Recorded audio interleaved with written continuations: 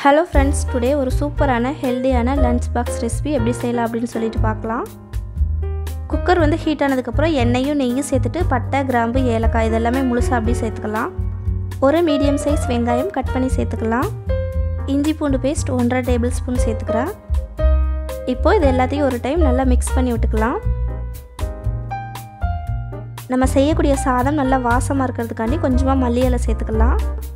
ஒரு medium size தக்காளி பழம் சேர்த்துக்கிறேன். இந்த ரெசிபிக்கு வந்து தக்காளி சேர்க்காமயே செய்வாங்க, பட் சேர்த்து செஞ்சீங்கன்னா டேஸ்ட் வந்து ரொம்பவே நல்லாயிருக்கும். 1லேருந்து 2 பச்சை மிளகாய் சேர்த்துக்கலாம். இப்போ இது எல்லாத்தையும் நல்லா ஒரு டைம் மிக்ஸ் பண்ணி விட்டுட்டு நம்ம நறுக்கி வச்சுருக்க வெஜிடபிள்ஸ் வந்து இதில் ஆட் பண்ணிக்கலாம்.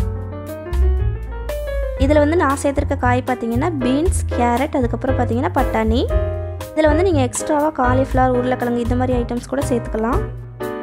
இந்த சாதத்தோட டேஸ்ட் பார்த்தீங்கன்னா நல்லா வாசமாக கமகமன்னு சூப்பராக இருக்கும். நல்லா க்ளீன் பண்ணி வச்சுருக்க ரைஸ் வந்து இப்போ இதில் சேர்த்துக்கலாம். இதுக்கு தண்ணி பார்த்தீங்கன்னா எப்பயும் போல் 1 டம்ளர் அரிசிக்கு 2 டம்ளர் தண்ணி வந்து சேர்த்துக்கோங்க. இந்த டைமில் உப்பு செக் பண்ணிவிட்டு குக்கரை வந்து க்ளோஸ் பண்ணி 1லேருந்து 2 விசில் வச்சு எடுத்துக்கோங்க. நல்ல ஒரு வாசமாக சூப்பரான டேஸ்ட்டில் ஒரு லஞ்ச் பாக்ஸ் ரெசிபி ரெடி ஆயிடுச்சு. இதுக்கு மேலே லாஸ்ட்டாக பார்த்தீங்கன்னா கொஞ்சமாக மல்லி இலை தூவி கொஞ்சமாக நெய் விட்டு மிக்ஸ் பண்ணி விட்டுக்கோங்க. இந்த ரெசிபி கண்டிப்பாக உங்கள் எல்லாருக்குமே பிடிக்கும் அப்படின்னு நினைக்கிறேன். பிடிச்சிருந்தா லைக் பண்ணி சப்ஸ்கிரைப் பண்ணிக்கோங்க. உங்கள் ஃபேமிலி அண்ட் ஃப்ரெண்ட்ஸ்க்கு ஷேர் பண்ணி விடுங்க. நெக்ஸ்ட் ஒரு சூப்பரான இன்ட்ரெஸ்டிங்கான வீடியோவில் பார்க்கலாம். தேங்க்யூ.